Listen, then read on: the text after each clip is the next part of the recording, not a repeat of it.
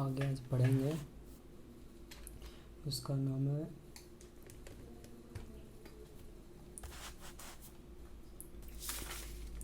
ज्यामिति पढ़ रहे हैं। ज्यामिति में अगला जो हम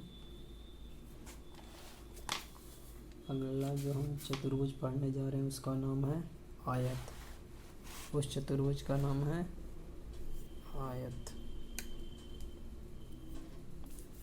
अगला जो हम चतुर्भुज पढ़ने जा रहे हैं उस चतुर्भुज का नाम है आयत।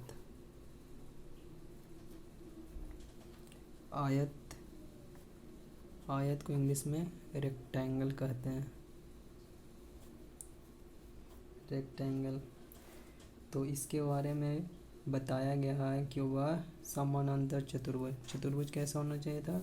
समानांतर, जिसकी सम्मुख भुजाएं मतलब सामने वाली भुजाएं बराबर हो एवं समानांतर हो।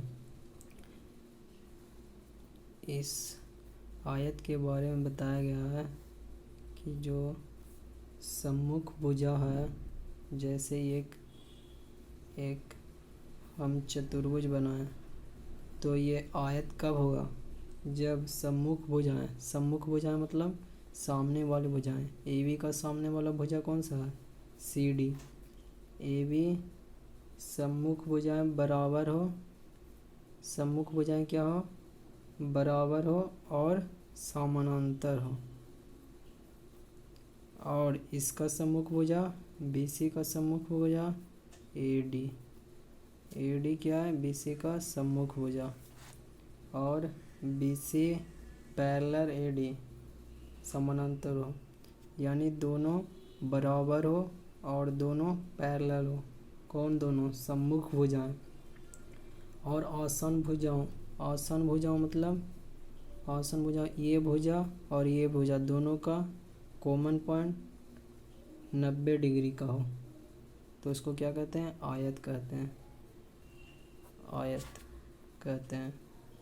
आयत में क्या क्या है कि वह समानांतर चतुर्भुज समानांतर चतुर्भुज कहने का मतलब पैरेललोग्राम जिसके सम्मुख भुजा सामने वाला भुजा बराबर और पैरेलल हो, यानी इसका सम्मुख भुजा AB का सम्मुख भुजा CD और BC का सम्मुख भुजा AD, ये दोनों आपस में बराबर हो और साथ ही पैरेलल हो। और आसान भुजाएं AB और AD दोनों आसान भुजाएं के बीच का कोण 90 डिग्री का हो तो हम उसको आयत कहते हैं। अब हम आगे चलते हैं, आयत के गुण पढ़ते हैं। आयत के प्रॉपर्टी पढ़ेंगे। तो आयत के गुण, properties of rectangle. Properties of rectangle पढ़ेंगे। तो सबसे पहले रेक्टेंगल बना लेते हैं। ABCD एक आयत है तो इसके गुण यह है कि सम्मुख भुजाएं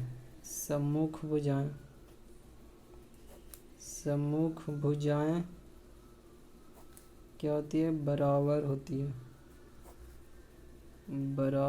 होती है। सम्मुख भुजाएं कौन कौन है? AB बराबर CD और BC बराबर AD। अब प्रत्येक कोण कितना होता है? समकोण होता है, यानी A बराबर एंगल B बराबर एंगल C बराबर एंगल D 90 डिग्री, यानी समकोण होता है। प्रत्येक कोण समकोण होता है। अब तीसरा में है कि विकर्ण ये डायगोनल जो दो अपोजिट वर्टेक्स को मिलाता है तो उसको क्या कहते हैं? विकर्ण कहते हैं। विकर्ण यानी डायगोनल बराबर होते हैं। आयत का डायगोनल क्या होते हैं, बराबर होते हैं। अब अगला है पहला कि सम्मुख भुजाएं बराबर होती है, दूसरा प्रॉपर्टी, तीसरा प्रॉपर्टी, चौथा प्रॉपर्टी में है कि विकर्ण यानी डायगोनल एक दूसरे को बाइसेक्ट करती है यानी समद्विभाजित करती है। विकर्ण एक दूसरे को क्या करती है, समद्विभाजित करती है यानी बाइसेक्ट करती है, समद्विभाजित